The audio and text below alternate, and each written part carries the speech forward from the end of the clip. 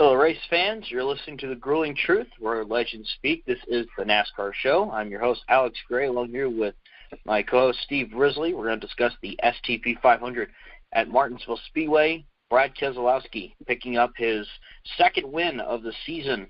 Penske continuing to show that dominance. Chase Elliott with a really good performance, finishing in second. So really the top three of this race is about how it was the entire race. It was Keselowski, Chase Elliott, Kyle Busch, and then Ryan Blaney, Denny Hamlin, Kevin Harvick, Clint Boyer, Martin Truex Jr., Eric Almirola, and Daniel Suarez with the top 10. The next highest finishing Chevrolet, Austin Dillon, Kurt Busch, and Ty Dillon, and Alex Bowman, 11th through 14th. That's interesting. Ty Dillon with the 13th place finish.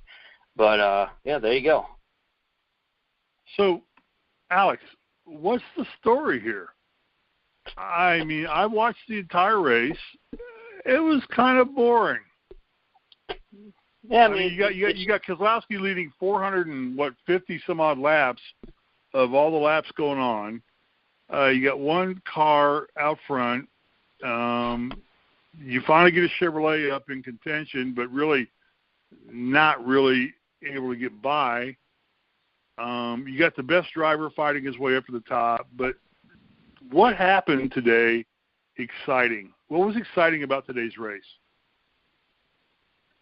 Well, watching the race, I was looking and waiting to see if Chase Elliott was able to make a move, changing his grooves a bit. He wasn't really able to catch Keselowski. There was some beating and banging a little bit, not really anything huge or anything crazy. It was more of a quiet race in this race today. But I mean, isn't this short track racing? Isn't this supposed to be rubbing is racing? We're going to knock you out of the way. We're going to put you in the wall. We're going to tangle. There's going to be a big one coming up, with 15 laps to go. It just seemed to me like it got back to a parade again. Am I wrong? Well, it was kind of like a parade. Again, the top two drivers all day were Keselowski and Elliott. Were kind of just sitting there 1-2. Kyle Busch was kind of around 10th. He was able to get as close as third, at one point second. Chase Elliott actually was able to make that outside line work on a few occasions, which I was actually impressed by, because it's Martinsville. Generally, when you're on the outside, you probably lose several positions because everyone else is on a train on the inside. So, this was a rather quiet race.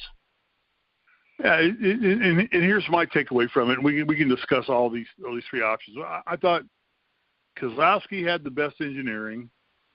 Elliott probably had the best car, and Busch was probably the best driver. Mm-hmm. And there's your top three who kind of, Blaney got in there. Hamlin kept screwing himself in the pits every chance he could. Harvick, so far this season's been a no-show. Boyer, I don't know why they're paying him.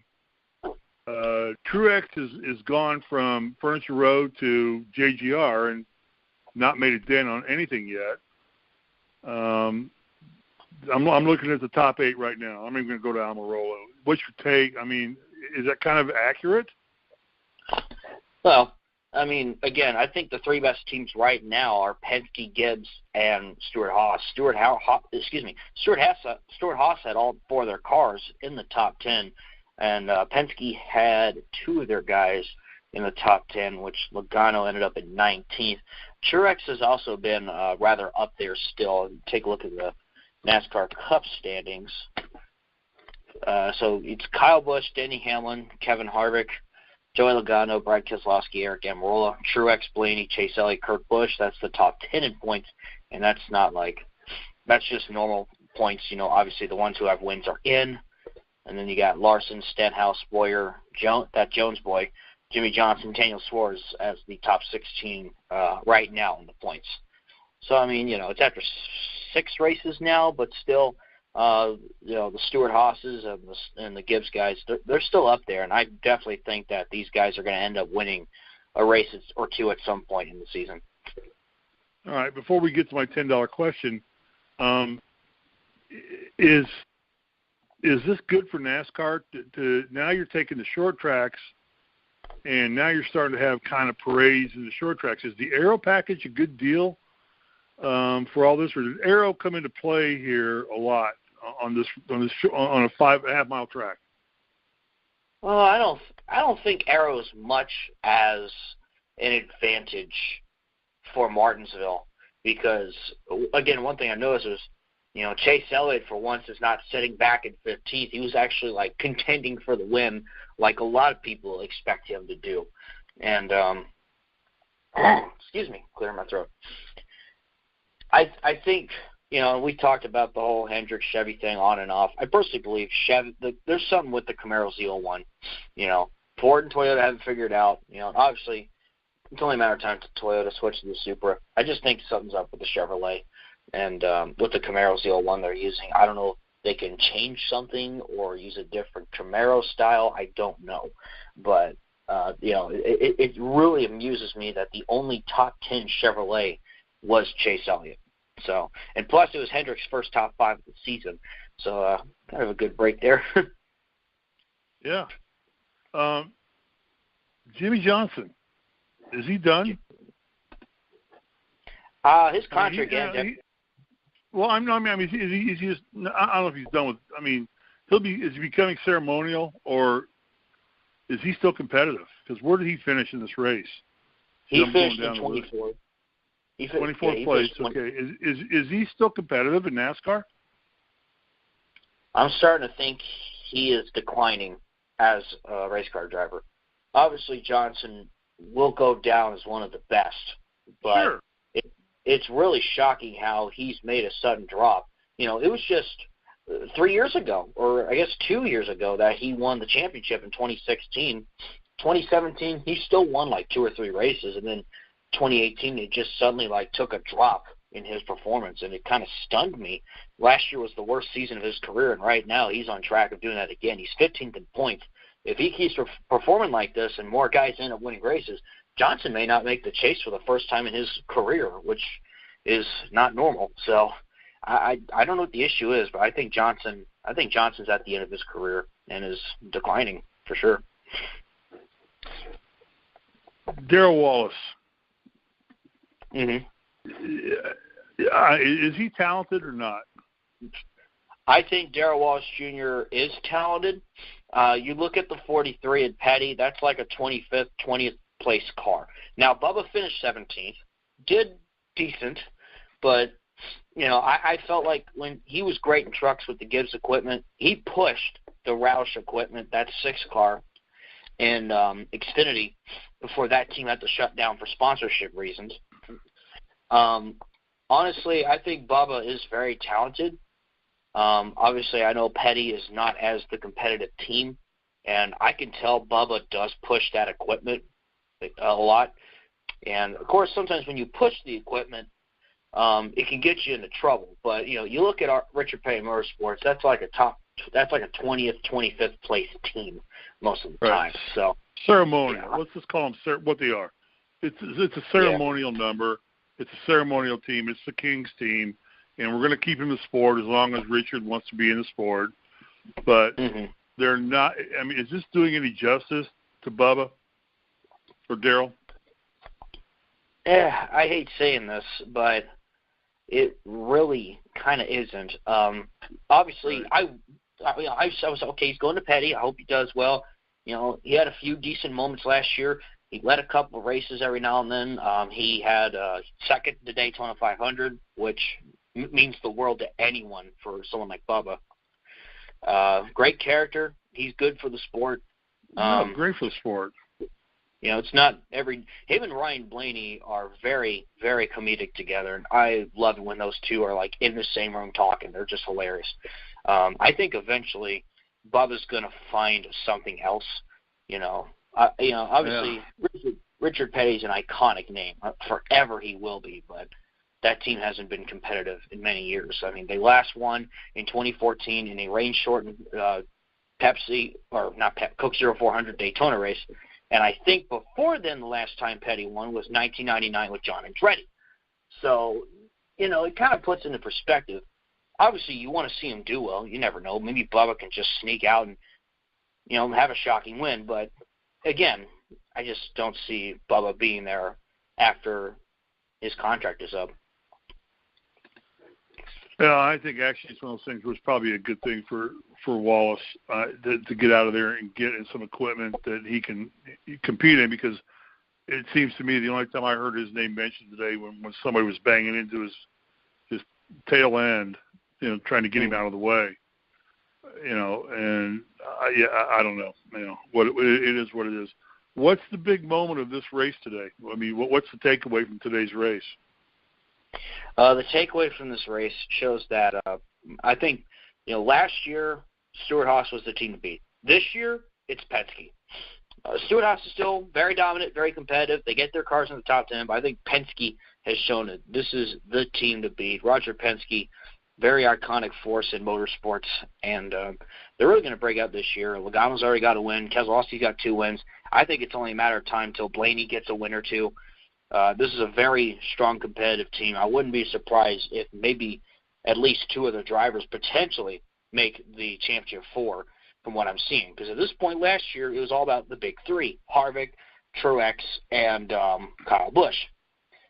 Right now, I think Penske and Gibbs are dominant forces. And there's the only 2 car owners who have also won races so far in the Cup Series. Right, and we're going to address that. We're going to address that a little bit later on the show here in a minute. But Kyle Larson, this is a guy who's like, I mean, he's got all this hype, but again, he finishes 18th. He's not really that competitive. He's bumping his car. He loves to run the high line. He loves to run up top. He bumps his car into the wall all the time. He scrapes his car up. He takes the aero off of his car. Is he a good investment or not? Or just kind of like a fast qualifier and a fast runner? Looking back at 2016 when he won at Michigan, 2017 he got, 3 wins, Auto Club, Michigan, and Richmond. I was thinking 2018, of course, he had a few occasions where he almost won a race. In Atlanta, he had a close shot until I believe he got a penalty. It is surprising Larson has not won in quite a while. I think he is still a good investment. Whether his future is at Chip Ganassi or not remains in question if Chevy can, figure out what the problem is and why not a whole lot of their drivers and get into the top 10. And they only had 4 wins last year and 9 in 2017 comparing to that. So yeah, one was Daytona and the other 3 were Chase Elliott. Yeah. So, the 4 wins were, 3-car won at Daytona, didn't he? Yeah, Austin Dillon. Austin Dillon won at Daytona, which is a crapshoot. Who knows who's going to win at Daytona? You never know. I mean, whoever's the last man standing there. But Elliott's the only one, and then here you go, Elliott again, only one putting, the Chevy up in the top 10. So I question whether, again, whether he's a good investment or not. I don't know. I mean, I hear all the hype about Kyle Larson being like, he's the guy. He's the future of Chevrolet. He's but I don't see it happening. Constantly, it's always like, wait till next week, wait till next week, wait till next week. I would think that the future faces of Chevy right now are definitely Chase, Kyle Larson, and I guess from RCR, probably Dillon or Hemrick or maybe Byron. But again, I refer to Chevy as a whole. What's going on? So, Kyle Larson, I still believe he will get a win. I think he'll get a win or 2. And I just expect Larson to really up his game this year. 6 races in, again, I guess wait till next week, but as you said, but yeah, that's all I got to say there. Yeah, I mean, but you put Kurt Busch in the 1 car now, and he finishes 12. Mm-hmm. I don't know what to make. I mean, are we getting into like a situation now where kind of like almost like F1, where you've got like 3 dominant teams and that's it, and you're done with it? And everybody else is kind of feeding for scraps? Almost. I don't know if necessarily it's going to be like that. I hope NASCAR doesn't go in that direction. All I can think of in Formula One is Hamilton, Ricciardo, and two other guys are always winning the races, mainly Lewis Hamilton. Obviously he's very talented. But, the super teams you got here, Penske, Hendrick, Stewart-Haas, Joe Gibbs, RCR, and then, you got teams like Roush and then, go down the spectrum. You got JTG Daugherty, Front Row, and pretty much the rest of them. NASCAR has the super teams, but I don't know if it's necessarily looking like F1. I think it's getting close. It's getting close. So here's the $10 question. You and I talked about this throughout the course of the week, and we've had discussion over it. Aero packages. Is there an advantage because Stewart-Haas runs F1 where there's no limit on engineering. Basically, they can do all the engineering they want to do. Engineers pretty well dominate F1. And then you got IndyCar, which Penske dominates, and you got engineering, which is so different. Is there a distinct advantage there for those two teams to be able to take engineering opportunities and take applied science and then drive them back to a fendered car? But where other teams, like, say, Hendrick, who doesn't have an open-wheel program, where they don't have that ability to go do unlimited engineering, is there some kind of advantage there for that? Because these two teams, I mean, you've got JGR, which has Kyle Busch, and he's the best driver. You got Denny Hamlin, who's a great driver. You've now brought Martin Truex in. So they've got probably 3 of the top 6 drivers in the sport right there. So they're talented. But then you look at Penske, and then you look at Stewart-Haas Racing, and they both have engineering capabilities that really nobody else has access to. Is that a legitimate question to ask you? Yeah, I could see where you're coming from with that. Obviously, you look at Roger Penske.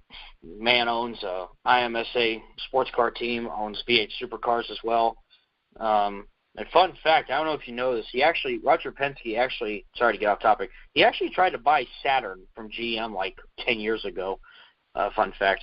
But it could play an advantage. Obviously, Roger Penske has a lot of money these days and has had a lot of success in all sorts of different motorsports, and I think that also plays a contributing factor. And it's same with Gene Haas. He's been in motorsports, obviously, with his company, Haas Automations, for quite some time.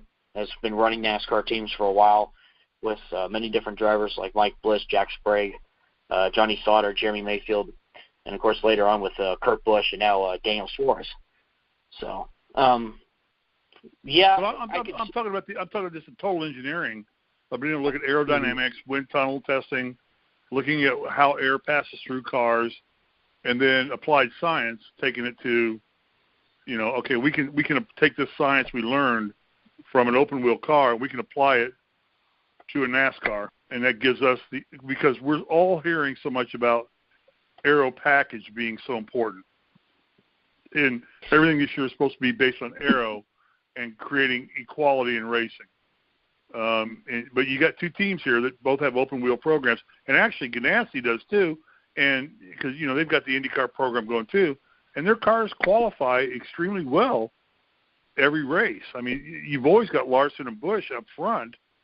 Now, I think their equipment or their management of their equipment is not good, but their aero package is stronger than everybody else's because Larson and Busch always qualify up to the front. Is there some advantage here? Again, I'll go back to that same question. Yeah, I think there could be some sort of advantage. I'm not a complete expert in that kind of stuff, but I could say that there's definitely maybe a possibility of that, something I've never really thought of before in the past. And obviously with the new air package, you never know. They could take something and be like, hey, we did this in open wheel. Even though there's a massive difference between the two open wheel and stock car, they could say, hey, sure, we tried this in open wheel, let's try this in stock cars and let's see if it works. Obviously, Penske's been doing a heck of a job this season so far. Well, they have more opportunity to experiment. I mean, Hendrick doesn't run an open wheel package, so they don't have the luxury of running an aero package through an open wheel car and saying here's how air flows, Here's how downforce works. And now how can we take our engineers and apply this to a NASCAR? So are we taking the car away from the driver and putting it in the hands of the engineer? It is starting to with this aero package. It does feel like that. Obviously, I know what Kyle Busch said with the aero package when he tested it at Las Vegas. It feels more like a chess match, kind of, because it feels like, especially at the mile and a halves, drivers are putting their foot down more on the pedal and kind of just going at it instead of like it. I feel like it does take some skill out of it, and I will be critiqued about the aero package. I'm not too happy about the horsepower going down to 550 at some races. But yeah, it does feel like that the engineers are like, it's more about the car than the driver, and I feel like it should be the driver, but the manufacturers also have a say in what the cars can be. Obviously, you have basic specs, but I always believe that the manufacturers should have more say in the cars, more than just, NASCAR. It's probably why, inspections are so strict these days. I had a question for you. And I'm not – first off, I didn't realize that Martinsville is the only original track left from the origin of NASCAR. I did not know that until I read that today. Martinsville. The only original track from 1949 when Big Bill France started NASCAR. Yep. That's the only track left that is of the original series. I did not know that. Talk to that. Martinsville. Martinsville is the oldest track on the schedule. Well, it was built in 1949, and it's been on NASCAR's schedule since. Martinsville definitely has a historic venue to NASCAR, and it will always be a tradition to go there, especially with its unique shape. It's a shape, we call it the paperclip. I remember when I first played it in the NASCAR games, I was like, how in the world do you do this? As a kid, I love Martinsville. Especially what's interesting about a track like Martinsville, and this goes for Bristol and Richmond too, it can get really hard on those brakes, and your brakes can wear out by the end of the race if you're not careful. I remember they used to show in-car, like a camera underneath the car, and they would directly show the brakes and how hot they would get by just braking at it. Martinsville, I've always been amazed by that. It's a great track. I would love to see a race there at some point. Martinsville, so it's a really historical track. And Harley Earl was the one who I think built that track. Am I correct? The Harley Earl Trophy's named for Daytona. Am I not right there? Or am I off there or right there? Because I saw they were talking today about Harley Earl was a developer and builder of Martinsville's track, one of the first tracks. Am I correct there or not? I'm looking it up here right now. Yeah, there was a Harley J. Earl, which I thought the trophies is the Harley J. Earl, but there was a Harley C. Earl. So I don't know if they were brothers or what, but somehow there was some connection. You might be referring to Henry Clay Earls, potentially. Henry Clay Earl, okay. So it's not Harley J. Earl. Okay, so I'm off there. All right. Yeah, he was the architect of this track as well. But they were talking about, what was interesting when they were talking about the track is how they kept the corners concrete, because the first time they tried to do it, they made them asphalt, and the cars ran so hard into the corners it just it became a dirt track halfway through the race.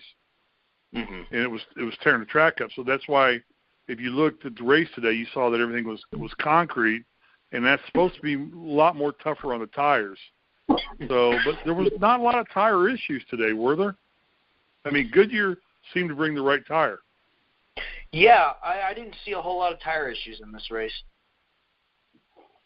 Which is unusual for a short track, because it's like, I mean, you always want to get fresh tires, but there was a lot of long runs, and it didn't seem tire wear. So either Goodyear did a heck of a job, or they figured some out. And yeah, I mean, they claimed they found a second groove. They said the high groove today was going to come into play because the low groove was getting so rubbered down, it was going to get slippery and slidey.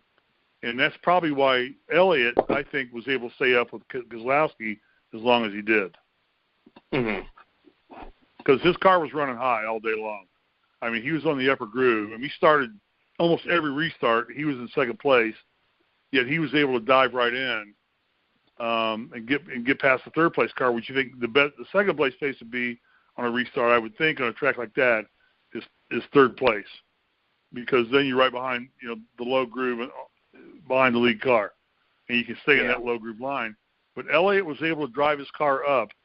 So is that a good sign for Chevrolet? Well, Chase Elliott's performance is definitely a good sign and a good right step in the direction, I would say, and hopefully maybe this can push some momentum into the other tracks in terms of what Chevrolet is trying to do here. We head to Texas next weekend, too, so that's another 1.5-mile track. We'll see what Chevrolet, if they perhaps could learn anything from Martinsville, see if they could push that into this race. Then you got Bristol, Richmond, and Talladega. Yeah, but Texas is kind of really high banked, isn't that kind of more like a super speedway? Yeah, Texas is rather high banked, 1.5-mile track, similar shape as Atlanta. Right, and you're going to run flat out there, kind of like Atlanta. You're going to put your foot down and go flat out. Any other takeaways from today's race? The aero thing concerns me a little bit. I'm going to throw a conspiracy theory out there about the fact that these guys that are doing well have these open wheel cars with ultimate engineering that they can go play with and go toy with where other teams can't. I'm going to stay on that one for a while and make you fight that one on me for a while, if you will, because I just see, Harvick's been kind of a disappointment, but I think he's just sitting back there figuring it out. Boyer, I don't know. Almirola's competitive for a while. Stewart-Haas, but they've got all that engineering crap going on. I think JGR's got the drivers. Hendrick is the hidden mystery here. I don't know what's going on with Hendrick. What's going on there? Like I said, it's really hard to say. I think it's more of a Chevy thing.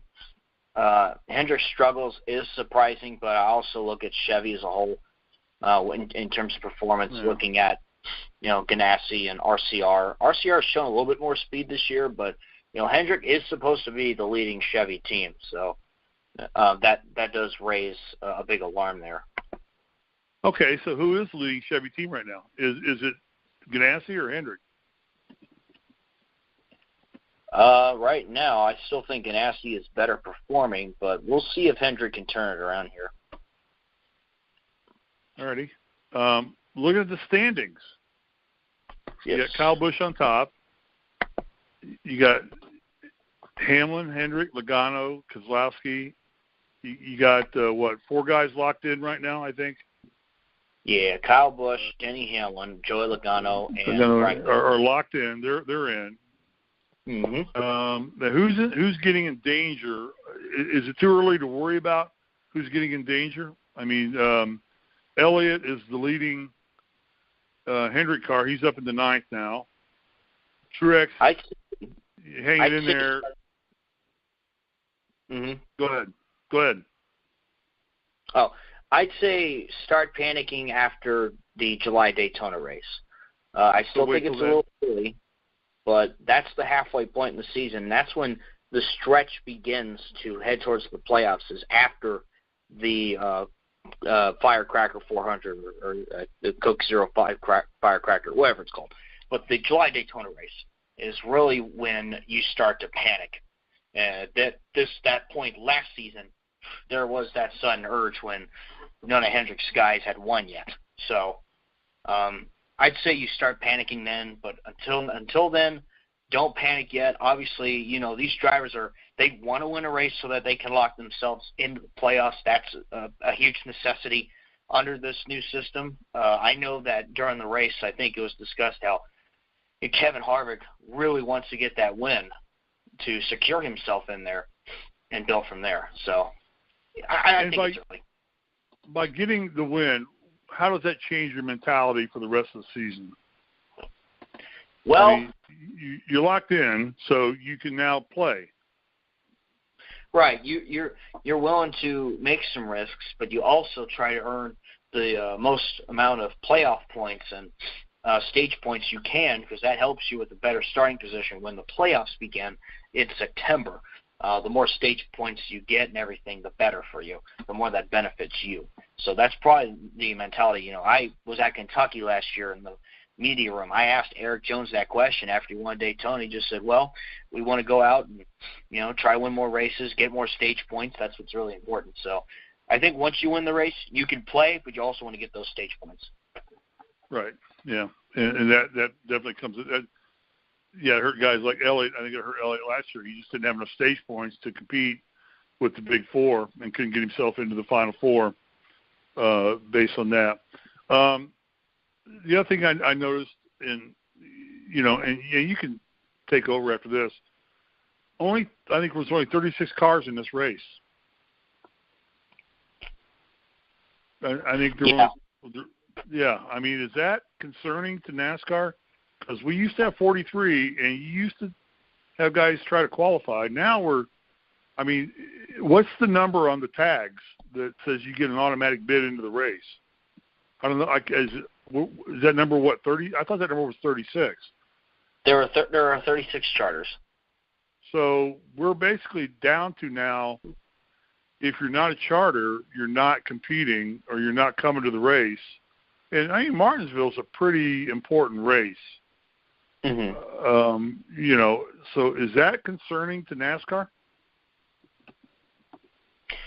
Yeah, I think it is a little concerning because I do miss those days of having 43 cars out there and everything. Looking at, I don't know if I'm really necessarily a huge fan of the charter system. I remember when it first came out. I'm not at all. Yeah. Yeah, I'm not really a fan of it either. Yeah, but, the whole thing with those other 7 cars, you got 7 more cars that can take Keselowski out, and then Chase Elliott can win. Well, the truck race. That's how I look at it. Well, I'm pretty sure at some point that may happen in a truck race that Kyle Busch runs in. Somebody may just I got nothing against Kyle Busch. I got lots of respect for him. I can understand why people are annoyed that he wins those lower races. Obviously, I kind of wanted Ben Rhodes to win the truck race, but, I had a feeling like, well, Kyle Busch might dominate this one, and he did. Although, one thing I want to bring up, too, it's like he got his 201st National Series win. I'm like, right, Richard Petty won 200 Cup races, and again, they both raced in different eras. I don't know if that's necessarily the best comparison, but I would say that if Kyle Busch raced in Petty's era, he would be just as good, and same with a young Richard Petty racing with Kyle Busch now. So I'll leave it at that. Well, that's a great question, and I'm glad you brought that up because, the 43 car won 200 races, but they raced 4 nights a week. Yeah. I mean, back in that day, they would go from Bowman Gray to Winston-Salem to Martinsville to wherever, and they would just run, and they would just put the cars back on their trailers and haul to the next track, and 2 days later, they'd race again. Right. What's more significant? I mean, Kyle Busch competing in 3 different categories, 3 different vehicles, and matching Richard Petty in wins, or just the fact that Richard Petty won 200 wins in probably 500 races where there was nobody even, because he was pretty much then the only factory-sponsored car. With Petty. With Petty, yeah. And then you had the Wood brothers who had, Ford and Purelator kind of sponsoring them at that point in time, too, with David Pearson. But Pearson decided he wasn't going to run full-time anyway. He virtually never ran a full season. Imagine if he had. What becomes more significant here? What Kyle Busch has done or what Richard Petty's done? I mean, it's different eras, so it's hard to compare eras to eras, but who are you more proud of in what they've done and accomplished? I will say I'm very impressed with what Petty did. I'm certainly impressed with what Kyle Busch has done. Of course, there wasn't a Busch series Xfinity series of truck series back then either. I think Kyle Busch said it after he won at Auto Club. He basically said, he compared it with the NBA. He said, there's Jordan, there's LeBron, and there's these other players. There are the all-time greats, but I don't think you can necessarily claim who is the greatest of all time. We love to make opinions and have discussions about that, which is always good. You have a right to do that. But in the end, I personally believe that who really is the greatest in NASCAR? So, Well, I think that's a yardstick. There's 5 different yardsticks you can measure. You can measure Earnhardt. You can measure Gordon. Mm-hmm. You can measure Pearson. Johnson. Certainly Johnson, 7 championships and 5 in a row, which I don't think anybody ever did that. So, and that's the fun debate to have if you're a NASCAR fan and you're sitting there watching it all the time. I can't pick one. I mean, you have your favorite.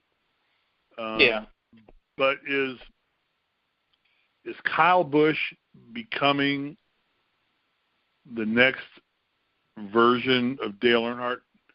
Or see, I've come to love Kyle Busch. I didn't like him at first, but I love the way the guy races. Right. He races you fair.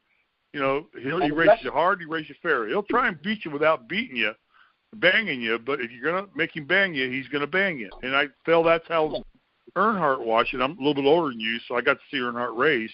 Yeah. Is he becoming the new Dale Earnhardt? Number one, I believe that there will never be another Dale Earnhardt, but Agreed entirely. Kyle Busch is the closest thing to Dale Earnhardt today. Darrell Waltrip said about a year or two ago, I agree with him. I think Kyle Busch is the closest driver. Last year at Chicagoland, obviously you remember the infamous slide job moment that Dale Jr. called, which I still love that moment. Larson shook up, rattled Kyle Busch's cage, passed him. Kyle Busch came back and said, nope. And, and people got mad about it. Why are you getting mad for? They're racing each other. And at the end, they shook each other's hands. It's like Kurt Busch and Ricky Craven in 2003. Same deal. And that's what makes good racing. Kyle Busch is, to me, you can like him or hate him, but I respect him as a driver, and he's definitely the best of our time right now. He's definitely one of the best. Okay, so here's my follow-up question to you. Based on the incident that happened, I think it was last year when I think Hamlin took out Elliott in the first one of the races at Martinsville, where he tagged him and put him in the wall. Was that 2 years ago? Yeah, okay. 2017. Has NASCAR gotten too cautious on that? Because I think that's what made the sport so good was the slide job, and you bump me, I'm gonna wreck you, and then what happened after Elliott and Hamlin, because Hamlin caught so much crap for that, and because Elliott, he's the new favorite son of NASCAR. Is the sport getting too cautious? Well, I hope it's not going in that direction. I think, I remember there was no banging. There was no wrecks today. There was cars that blew a tire and ran into the wall on their own. There was no rubbing and racing, putting people on the wall. There was nothing. It was a boring race. Kind of feels like that, and there hasn't really. These first few races have actually been more clean. I remember DJ Steve Porter on ESPN made the remix of "Boys Have at It" back in 2010, and I loved it. And I believe that, or counting the girls too, have at it. I personally believe have at it. Go racing. If you feel like that you need to, bump and bang a little bit, so be it. There's no hurt in that. You're just racing. It's part of racing. There is a difference between bumping runs, bumping and banging, and all that stuff. And there's also between that and actually wrecking somebody like what Kyle Busch did to Ron Hornaday in 2011. There's a difference there. So. Well, and Fox did a whole series or segment during one of the cautions or something about Tony Stewart taking out somebody and Kenseth and somebody getting into it and just actually wrecking each other for the sake of short track racing. So they do it, and I think the sport's kind of missing that to some degree. I don't think we want to just intentionally wreck people, but I expected to see beat up cars today, and other than the cars with blue tires and wrecked fenders because they blew tires, I don't know that I saw, or bad driving, we didn't see any banged up cars. I mean, they all came home clean. They all put their cars back in their haulers, going back, they're going to polish them back up, tighten them back up and retool them. I don't know if that's good for NASCAR or not in the long haul. Yeah, I can see what you mean by that. I mean, that's what the sport was built on, 79. I mean, that's when NASCAR became famous, the end of the Daytona race. The infamous fight. Yeah, the infamous fight, yeah. And it's like it's all kind of gone away. What are the takeaways you have from today? Rather quiet race. I don't think I have a whole lot of takeaways despite what I said with Penske's dominance, quiet race. Don't really have much else to add to that, per se, but, yeah. Yeah, I think Penske's shrewd. I think he's got his engineering deal down pat, and because I don't think Logano and Keselowski are the two best drivers in the circuit. I think they have the best engineers in the circuit by far, because Roger Penske is a freaking racing genius. And I think he's figured out how to engineer these cars and take this aero package and make it work to his advantage. And he's got quality drivers. There's no doubt. Keselowski, they both are NASCAR champions. But to say if I wanted a dogfight between Keselowski, Logano, and Harvick, I'm going to take Harvick. Well, if you throw Busch in there, I'm going to throw Busch in there. I'm going to say I'm going to go down to Harvick and Busch. I just think they're mean-spirited drivers who will drive to the edge better than anybody. But I think the engineering deal is something that NASCAR probably will eventually look at and say, yeah, let's get, they're going to listen to you and me on the radio because we are geniuses. And they're going to say, you know what, they do have open wheel packages, and they do have a much more engineering, much more wind tunnel time, much more aerodynamic time, and it's applied science. They can take that and put that on a car with fenders and make that work. I mean, there's a lot of smart people out there. So it's interesting to me that the teams that have open wheel seem to be doing the best early in the season. Just a thought. Yeah. Okay. Anything else? I think that's it. So where we go next week? We're going to Texas. We are going to Texas. Texas, mile-and-a-half track, high speeds, high banking. Yep. What do we expect there? Who do we back to Ford dominance or Toyota? Chevy had its moment. Chevy had its moment today. Chevy had its 15 minutes of fame today with Chase Elliott because it's a short track. Aero doesn't count that much. So now we're going back to an aero track. Because Texas is definitely an aero track, right? Yeah. Obviously, we'll see the crazy restarts. I think I can see a Stewart-Haas car winning this race, but we'll see. And I bet a Penske car wins this race. I'm going to go with the Penske car. Well, we'll make our picks on Wednesday, though. There you go. So we'll do a show Wednesday night. Yeah, we'll make our picks and discuss what needs to be talked about as well. There you go. Wrap it up, big dog, if you're done. All right. Well, thank you guys so much for listening to today's episode of the NASCAR show. Congratulations to Brad Keselowski, the winner of the STP 500. We head to Texas. We'll see you guys next time to discuss Texas and any other NASCAR news that comes.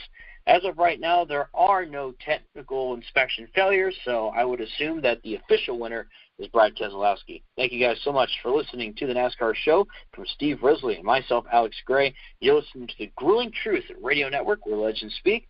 We're signing off.